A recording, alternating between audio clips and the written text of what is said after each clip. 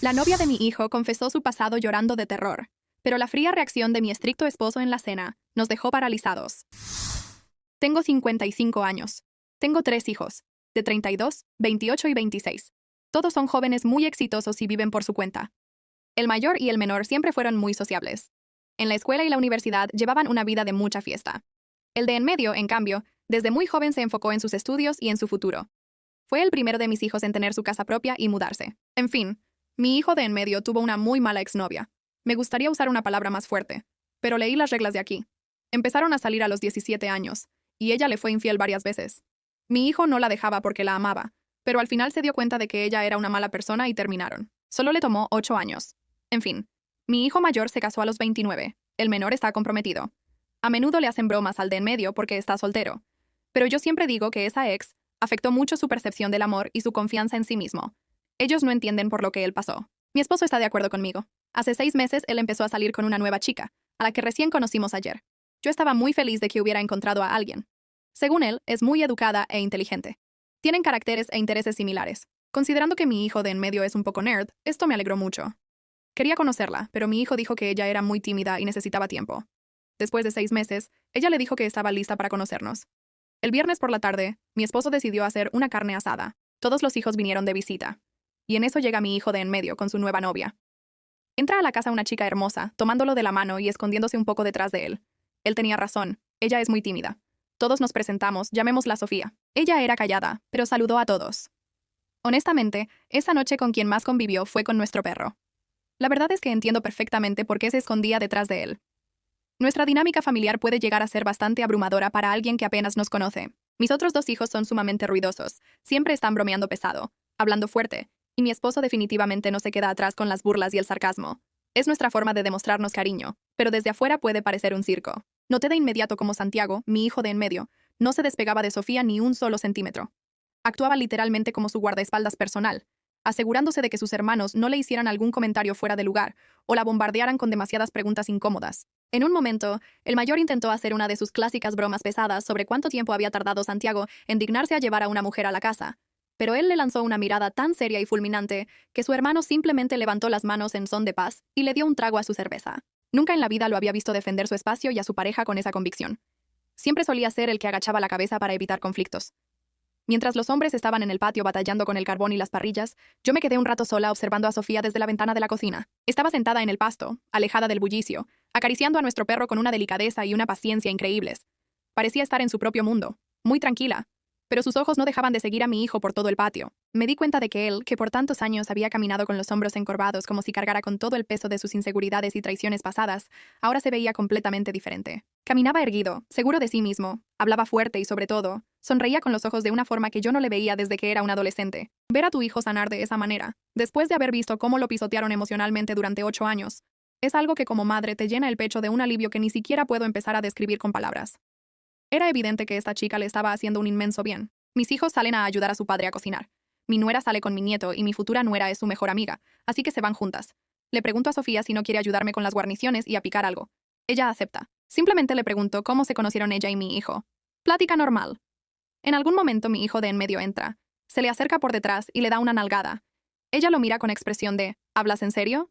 Y le da un manotazo en el brazo. Él la agarra y la levanta. Se ríen. Yo digo, bájala, no seas tan brusco con ella. Mi hijo solo dice, está bien. La baja y vuelve a salir. Yo digo, perdón, tengo 3 hijos. A veces son muy bruscos, pero él es inofensivo. Ella responde, lo sé, yo también de niña luchaba con mi papá y mi hermano.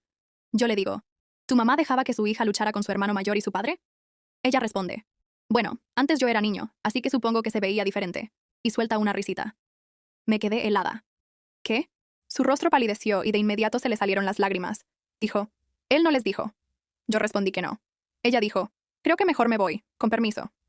La tomé y le dije que se quedara. Le pregunté, ¿mi hijo lo sabe? Ella respondió que sí, y luego agregó, siempre lo digo en la primera cita para que, si hay algún problema, no perdamos el tiempo el uno con el otro. Les juro que en ese instante sentí que el aire de la cocina se volvió espeso y el tiempo se detuvo por completo.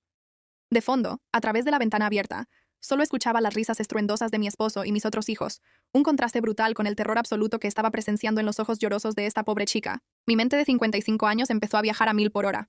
Fui criada en una época diferente y procesar una información tan grande de la nada Mientras picas cebolla, te genera un cortocircuito interno. Pero entonces bajé la mirada y vi sus manos pálidas y temblorosas aferrándose al borde de la barra de la cocina, como si el suelo fuera a desaparecer.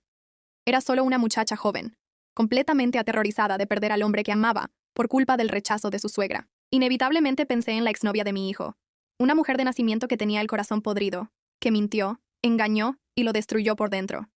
Y luego miré a Sofía, que apenas si podía respirar por la angustia, pero que trataba a mi hijo con pura devoción. Comprendí de golpe que la biología no determina quién te va a cuidar el corazón, pero el amor genuino sí lo hace.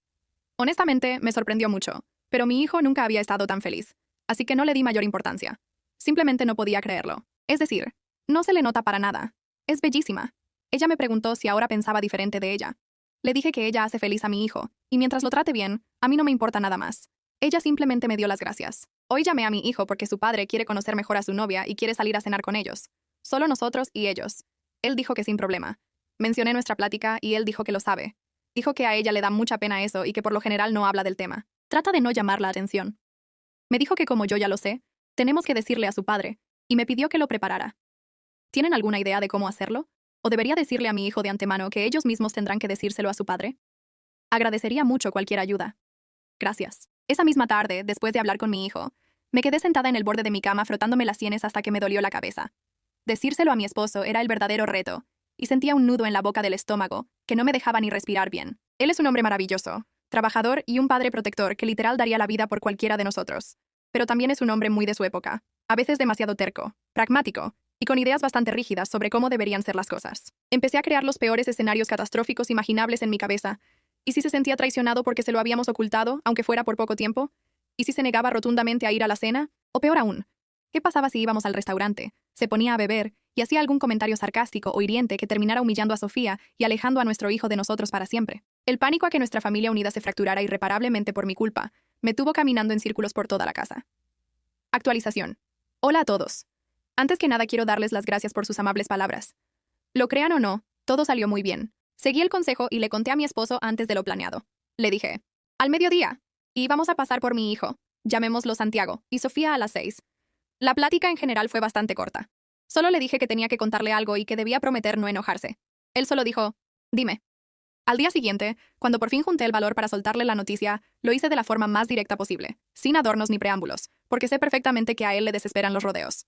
Le dije las cosas como son y le expliqué todo. Su reacción inicial fue completamente indescifrable, una verdadera pared de ladrillos. Se quedó en un silencio sepulcral, por lo que a mí me parecieron horas enteras, mirando fijamente la televisión apagada. Pude ver cómo la mandíbula se le tensaba y se le marcaban los músculos del cuello. Yo estaba sentada a su lado, conteniendo la respiración, con las manos hechas puño, lista para discutir, gritar y defender a mi hijo y a su novia con uñas y dientes si era necesario. Finalmente, soltó un suspiro sumamente pesado, se rascó la nuca despacio y simplemente me dijo con voz ronca, está bien, agregó que ya hablaríamos de eso después. Le mencioné nerviosa lo de la cena de esa noche, y él solo repitió con el mismo tono que hablaríamos después. Esa ambigüedad tan fría me estuvo carcomiendo por dentro toda la tarde. Llamé a Santiago y le dije que yo estaba de su lado. De camino a casa de Santiago, le dije a mi esposo que Santiago la ama y que ella lo hace feliz. Le expliqué que a Sofía le tomó mucho valor ser honesta con nosotros desde el principio.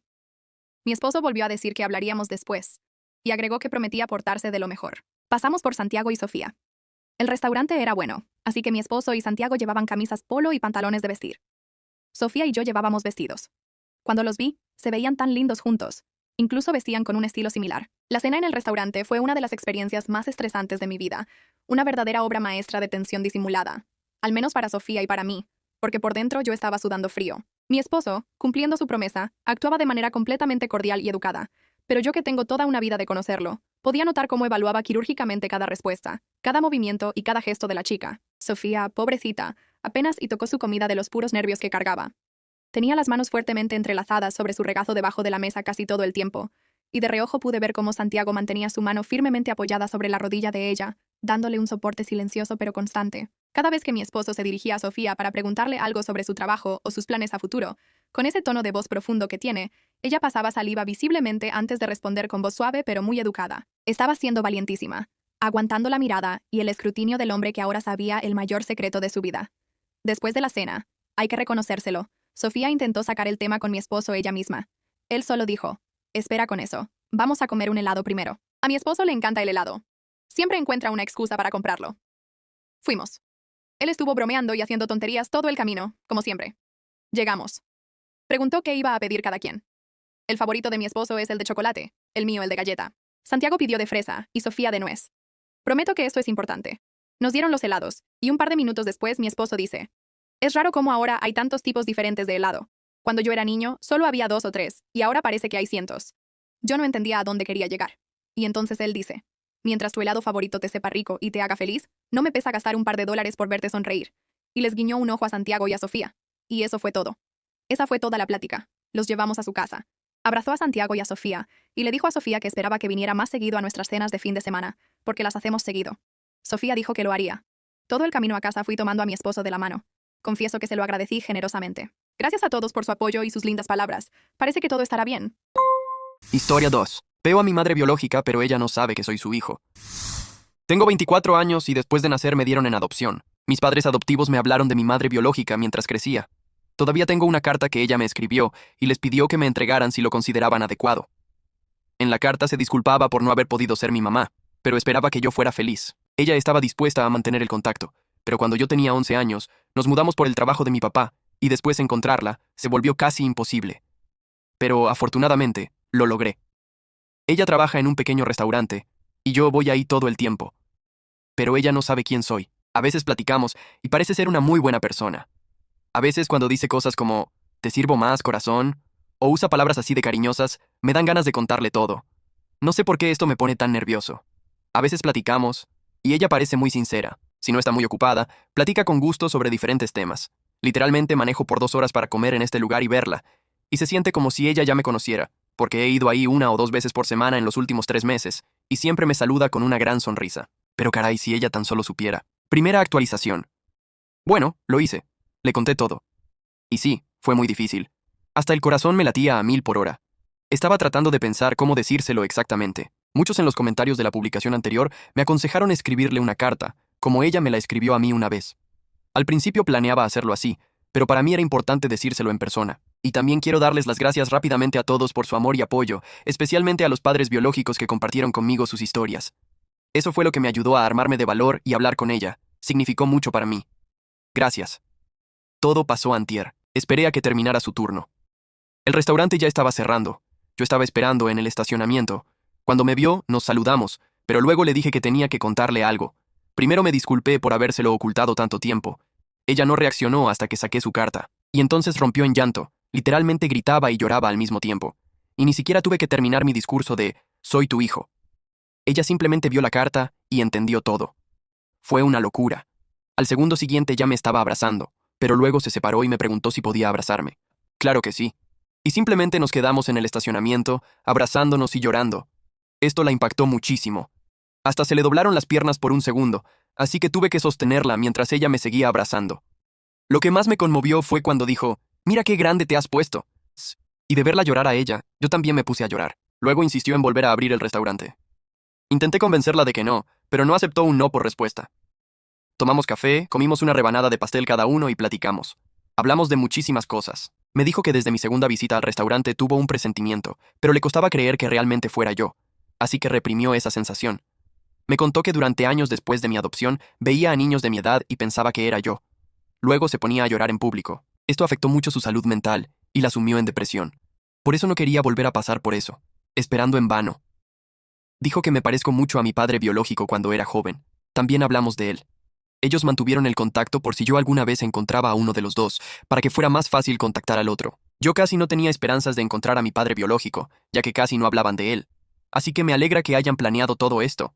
Me contó que querían quedarse conmigo. Especialmente mi padre biológico no quería darme en adopción, pero entendían que no les quedaba de otra, porque ellos mismos eran todavía muy jóvenes. Según ella, a él le tomó mucho tiempo superar todo después de mi nacimiento. Por eso no me dejó nada. Él no quería creer que tal vez nunca me volvería a ver. Platicamos por horas, casi hasta las 2 de la mañana. El restaurante cierra a las 11. Ella quería saber todo de mí, pero su pregunta principal era, ¿eres feliz? ¿Te trataron bien tus padres? ¿Tuviste una infancia feliz? Y así es. Le di las gracias porque gracias a ella tengo esta vida. Volvimos a llorar. Ella fue la que más lloró. Para ella todo esto fue muy emotivo. A veces se veía muy feliz, y luego se volvía a poner triste. Después de que cumplí 18 años, ella tenía la esperanza de que yo la buscara. Por eso se quedó a vivir en la misma ciudad. Pero como eso no pasó, pensó que tal vez yo la odiaba, o que no sabía que era adoptado, o que decidí que era mejor que ella no apareciera en mi vida. Me sentí mal por no habérselo dicho antes. Me dijo que no era mi culpa y que hice todo bien y a mi propio ritmo. Es muy linda. La forma en que me miraba con una gran sonrisa a veces me sacaba las lágrimas. Hasta me puse a pensar, ¿cómo es posible que alguien que fue un extraño para ti toda tu vida pueda mirarte con tanto amor? Es increíble. Descubrimos tantas cosas el uno del otro. Me preguntó si me gustaría cenar con ella para seguir conviviendo, y tal vez en el futuro si yo quería ir a su casa y conocer a su esposo. Todo esto sonaba genial. Intercambiamos números. Después de que me fui, me mandó un mensaje dándome las gracias por la reunión. Mi novia vino a mi casa, me abrazó mientras yo lloraba. No estaba triste. Eran lágrimas de felicidad. Todo salió incluso mejor de lo que esperaba. Sí, hubo momentos emocionales difíciles, pero me alegra que hayamos podido abrirnos el uno al otro. Los días siguientes a esa plática en el restaurante fueron un torbellino emocional. Me descubría a mí mismo mirando mi teléfono a cada rato, releyendo los mensajes que mi madre biológica me mandaba, a veces solo para desearme los buenos días. Era una sensación extraña, como si estuviera encajando una pieza de rompecabezas que no sabía que me faltaba. Sin embargo, el insomnio se volvió mi compañero constante. La ansiedad de saber que el encuentro con mi padre biológico era inminente me carcomía. ¿Y si él no sentía lo mismo? ¿Y si para él yo solo era un recuerdo doloroso del que prefería huir? Mi mente me jugaba malas pasadas en la madrugada, imaginando los peores escenarios posibles, al punto de casi cancelar nuestra cita un par de veces por puro miedo al rechazo. Segunda actualización. Muchos me pidieron que les contara cómo sería conocer a mi padre biológico. Fue muy emotivo, y eso es decir poco. Desde que pasó todo esto, he sentido un montón de cosas diferentes. Mi papá y yo nos conocimos hace unos días. Originalmente planeábamos vernos casi 2 semanas antes, pero siempre se atravesaba algo. El trabajo, luego me enfermé por unos días, pero al final se logró. Honestamente, estaba más nervioso por conocer a mi papá, porque no sabía absolutamente nada de él. Con mi madre biológica fue diferente. La estuve observando desde lejos y la conocí un poco antes de confesarle quién era. Le pedí a ella que también viniera, porque ella lo conoce mejor, y los dos lo esperamos en el parque. Él ya estaba llorando incluso antes de que nos acercáramos. Y eso que es un hombre robusto, pero de todas formas me dio el abrazo más fuerte y lloró. Dijo que quería que supiera que él y mi mamá me amaban mucho, y que él me ama. Perdí la cuenta de cuántas veces se acercaba una y otra vez para abrazarme de nuevo. Esto le pegó muy fuerte. Repitió varias veces, gracias a Dios, mirándome. Estos sentimientos eran tantos. Escuchar de él cuánto me amaban desde entonces, eso significó muchísimo para mí. Y no voy a mentir, yo también lo abracé muy fuerte. Probablemente para la gente en el parque se veía raro. 3 adultos llorando. Mi padre biológico dijo que lloró todo el camino hasta ahí y que pensó que ya no le quedaban lágrimas, hasta que nos vio. Cuando nos sentamos, me di cuenta de que mi mamá no mentía cuando decía que nos parecemos. Él, por supuesto, es mayor, pero el parecido es simplemente increíble. Trajo regalos, lo cual fue inesperado. Fue un detalle muy lindo. Me dijo que no tenía que quedármelos si no quería, pero que se le hacía raro llegar con las manos vacías, y que hacía mucho tiempo que quería darme esto. El primer regalo, un osito de peluche con un marco que tiene una foto donde él me está cargando en el hospital. El segundo, un diario. Me dijo que empezó a escribirlo años después de que me dieran en adopción. Iba a terapia, y eso le ayudaba a lidiar con la situación. Escribía como si algún día pudiera entregármelo. Una forma muy suya de sentirse conectado conmigo. Todavía no lo he leído todo, pero en algunas páginas es como si estuviera platicando conmigo. Sobre lo que sintió cuando se enteró del embarazo, luego de la adopción, todo lo que pasaba por su cabeza cuando me sostuvo en sus brazos por primera vez. Yo ni siquiera sabía que él había estado en el hospital. Esto no era para nada lo que esperaba. Anoche leí un poco más y volví a llorar. Es triste darse cuenta de cuánto afectó emocionalmente esta situación a mis padres biológicos todos estos años. Y al mismo tiempo es muy conmovedor que haya escrito todo eso para mí. Esa misma noche, ya solo en mi cuarto, abrí el diario en una página marcada con la fecha de mi nacimiento. La letra temblorosa en la hoja delataba el estado en el que se encontraba cuando la escribió. Detallaba cómo se había quedado afuera de la sala de partos, sintiendo que el mundo se le venía encima, consciente de que apenas me sostuviera tendría que despedirse. Relataba cómo me hizo una promesa silenciosa mientras me veía dormir en la incubadora. Prometió que, si algún día el destino nos volvía a juntar, él iba a ser un hombre del que yo pudiera sentirme orgulloso. Leer eso me rompió por completo. Me di cuenta de que su ausencia no fue por falta de amor, sino por un sacrificio inmenso que le costó su propia paz mental. Hablamos de su vida, y eso tampoco fue fácil, de sus problemas en casa y los sentimientos relacionados con haberme entregado. Luego quiso saber todo sobre mí. Básicamente hizo las mismas preguntas que mi mamá. Me aseguré de que supieran que tomaron la decisión correcta, porque he tenido una buena vida. Cuando escuchó mi historia, parecía que estaba a punto de volver a llorar, porque eso era exactamente lo que habían esperado todos estos años. Mi madre biológica se fue un poco después, cuando ya nos sentíamos más en confianza y no era tan incómodo, para que pudiéramos platicar a solas. Luego me contó cómo conoció a mi mamá. A veces notaba en mí rasgos que le recordaban a ella o nuestro parecido. Por ejemplo, me encantan los mangos. Podría comerlos todo el día.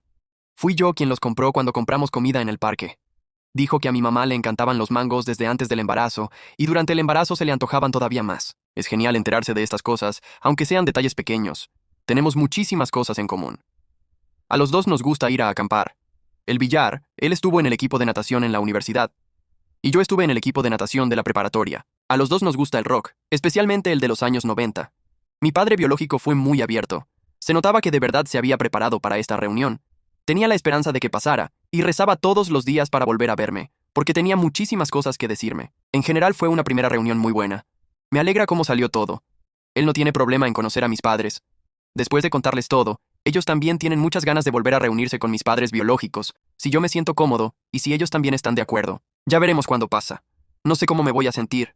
Ellos salían desde antes de que yo naciera, pero nunca los he visto juntos, así que será interesante. A pesar de toda esta felicidad, no voy a negar que el proceso me trajo un conflicto interno que no esperaba. Había momentos en los que me sentía como un intruso navegando entre dos mundos. Por un lado, la gratitud infinita y el amor incondicional hacia mis padres adoptivos, quienes me formaron y me dieron todo. Por otro, esta conexión cruda e instintiva con mis padres biológicos que me jalaba con una fuerza inexplicable. Me daba terror que cualquier muestra de afecto hacia ellos pudiera ser malinterpretada por mis papás como una traición. Pasé un par de semanas lidiando con esta culpa silenciosa, intentando medir mis palabras y mis emociones, hasta que me di cuenta de que el amor no se divide, sino que se expande. Ayer me vi con mis padres para desayunar y contarles todo. Mi mamá estaba tan feliz. Hasta se puso a llorar cuando les conté sobre las reacciones de mis padres biológicos. Mi papá estaba orgulloso, porque sabía lo difícil que fue para mí en esos meses después de que encontré a mi mamá, pero no me atrevía a contactarla. Valoro mucho su apoyo, porque es difícil no sentir culpa por querer conocer a tus padres biológicos.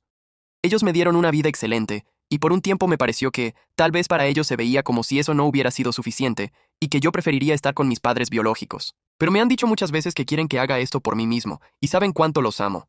Y es verdad. Buscar a mis padres biológicos y conocerlos fue difícil, pero valió la pena. Hasta ahora a veces no me la creo. Una vez más, gracias a todos los que me acompañaron en este camino. A todos los que compartieron sus historias, su apoyo, sus palabras de aliento. Tienen un buen corazón. Y me alegra haber tenido un lugar donde poder contar todo esto y recibir tanta calidez y apoyo a cambio. Historia 3. No soporto a mi hermana con discapacidad y ya no voy a ocultarlo más. Mi hermana menor casi muere al nacer por falta de oxígeno. Tiene un daño cerebral tan grave que los doctores dudaban que sobreviviera. Ahora tiene 16 años, pero está lo más cerca de un estado vegetativo que puede estar una persona viva. No puede moverse, no puede comunicarse, no puede comer ni beber por sí sola. No controla sus esfínteres, así que usa pañales. Nunca va a mejorar, y nunca va a tener una vida normal. A pesar de esto, mi madre destruyó a nuestra familia con la esperanza de un milagro, de que ella se recuperara. Mi mamá se ha gastado cientos de miles de dólares en mi hermana, desde sillas de ruedas hasta citas con doctores. Vivimos 11 años en un departamento de una sola habitación, porque todo el dinero se iba en mi hermana, y nada de eso ayudó. Ella siempre se la va a pasar babeando sin entender nada. Como mi madre cree que mi hermana va a mejorar, me obligaba a tratarla como a una hermana normal. Perdí a todos mis amigos en la infancia, porque mi mamá me obligaba a llevarla conmigo a todos lados. Si yo decía que iba al parque, ella respondía, «¡Ay, el parque! A Jimena le encantaría eso. Llévala contigo». Ni una sola vez se puso a pensar lo absurdo que sonaba eso. Una vez mi mamá la llevó al cine. No estuvieron ahí ni 30 minutos. Las corrieron, porque mi hermana tosía muy fuerte y se ahogaba con su propia saliva. A pesar de todo esto, de alguna manera toleré a mi hermana hasta el día de hoy. Le dije a mi mamá que tenía una cita planeada con una chica del trabajo. Mi mamá me respondió, «Suena genial, pero voy a verme con una amiga de la universidad, así que puedes cuidar a Jimena mientras no estoy». Le dije que no podía por mi cita y le sugerí contratar a una enfermera. Entonces mi mamá dijo que simplemente podía llevar a mi hermana conmigo. Y ahí exploté. Le dije lo tonto que era proponer algo así. Llevar a una cita a una hermana gravemente enferma y totalmente incapacitada, porque ella era demasiado perezosa para contratar a alguien que la cuidara. ¿Qué tan mal de la cabeza tienes que estar para pensar que esa es una idea normal? Cada momento de mi vida ha girado en torno a Jimena. Se supone que no debo tener ni carrera ni mi propia familia, porque tendré que cuidarla cuando mi mamá fallezca. Mi mamá incluso trató de convencerme de que no entrara a la universidad, porque entonces no podría cuidarla. Le dije cuánto daño le había hecho a nuestra familia por culpa de mi hermana. Toda la vida tuvimos problemas económicos. No porque mi mamá gane poco, sino porque todo el dinero se va en Jimena. Manejamos por años una vieja camioneta del 1996 porque no podíamos darnos el lujo de comprar un auto nuevo, pero al mismo tiempo, ella gastaba $1,000 sin pensarlo en un nuevo especialista, que terminaba diciendo lo mismo que todos los anteriores. Mi hermana es un error. Ella no debería existir. Nunca va a tener una vida normal. No hay ni una sola razón por la que no puedan mandarla a una institución especializada. Ahorita estoy furioso. Estoy pensando en cortar relación con mi madre y buscar a mi padre. Él se divorció de ella cuando se dio cuenta de que tendría que cuidar de Jimena toda la vida. No lo culpo. Mi mamá me prohibió hablar con él, pero no es una mala persona. Ahora pasaremos a la actualización. Bueno, pero antes de eso me gustaría que dejaran su opinión en los comentarios sobre esta situación. ¿A quién creen que se le debe echar la culpa primero? Y en general, ¿está justificado sentir este tipo de enojo hacia alguien, ya sea hacia la hermana o hacia la madre? Porque si lo piensas, nadie está libre de que le nazca un hijo así. En lo personal, se me hace muy difícil ponerme en los zapatos de esta madre, por todo lo que tuvo que pasar para al final recibir este tipo de trato de su propio hijo. Es muy triste, pero en cierta forma también le doy la razón al hijo de que, probablemente, no debieron portarse así con él. Pero bueno, ahora vamos a descubrir qué pasó después. Primera actualización. Gracias a todos por sus amables palabras. Ahora entiendo que mi enojo debería ir dirigido hacia mi madre, y no hacia mi hermana. En cuanto a los que me aconsejaron buscar a mi padre, está en mis planes, pero no es tan fácil contactarlo. Hace muchísimo tiempo que no hablo con él ni lo veo, y vive al otro lado del país. No tengo ni su número ni su correo electrónico, así que lo estoy buscando en Facebook o Instagram. Espero que tenga una cuenta a la que le pueda escribir. Tampoco tengo a ningún familiar suyo a través del cual pueda hacer contacto. En cuanto a mi situación, sigo viviendo en casa. Planeo quedarme aquí un tiempo más, hasta que junte suficiente dinero para un departamento o me enliste en la marina. Trabajo medio tiempo y estudio en la universidad, así que no gano mucho. Creo que pronto podré escribir otra actualización y espero que las cosas mejoren. Segunda actualización. Mi mamá falleció. Llegué a casa y vi un montón de patrullas alrededor. Ella misma tomó esa decisión. Un vecino la vio por la ventana y llamó a la policía. Yo no la vi y me alegro por eso. Creo que no habría podido lidiar con ver algo así. Un par de días antes se veía tensa, pero no me esperaba nada de esto. Ahorita se está resolviendo el tema de internar a Jimena en una institución especializada. Ahí la van a cuidar las 24 horas. No estoy seguro en qué etapa del duelo estoy ahorita. Tengo un lugar donde quedarme un tiempo y estoy poniendo en orden mis finanzas. Extraño a mi mamá. No fue una buena madre, pero era mi mamá. Intenté contactar a mi padre a través de uno de sus familiares. En resumen, me dijo que nos había dejado en el pasado hace mucho tiempo y que no quería que yo me metiera en su nueva familia. En el fondo me lo esperaba, pero de todas formas dolió escuchar que mi padre quiere olvidarse de mí. Ahorita estoy viviendo con un amigo, trabajando y sigo con mis estudios. Sigue siendo difícil, pero me mantengo fuerte. Gracias a todos por sus buenos deseos. Y bueno, eso es todo por hoy. Gracias por escuchar las 3 historias hasta el final. Vayan a ver nuestros videos anteriores que les aparecerán por aquí. Y también no olviden suscribirse a nuestro canal, si por alguna razón aún no lo han hecho. ¡Mucha suerte!